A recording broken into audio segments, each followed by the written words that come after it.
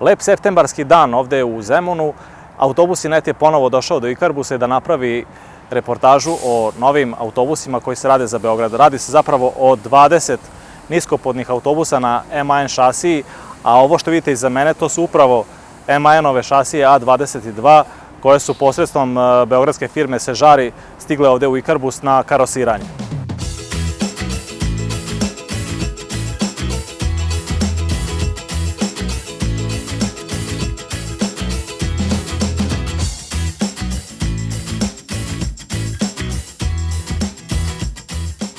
Niskopodna šasija MAN, koju vidite ovde, za kojom ja sada sedim, ući će u proizvodne hale Ikarbusa i onda ćemo da vidimo kako izgleda kada se proizvodi karoserija za taj autobus.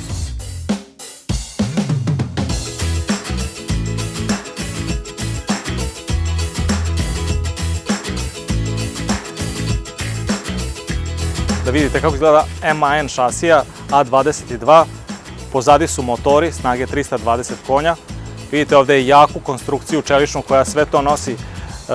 Tu su vodovi za vazduh, struju, kompletno, znači osovina prednja, zadnja. Tu je volan i tu je komandna tabla. Znači ovde imamo sve što vam treba za jedan autobus.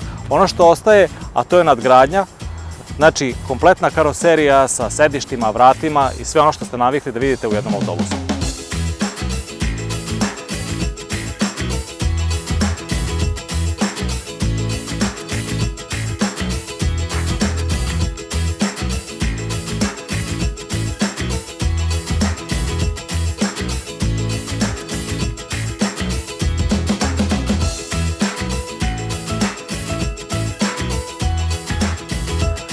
Novi autobusi, vredni 155.000 evra svaki, biće isporučivani tokom narednih mesec dana sukcesivno.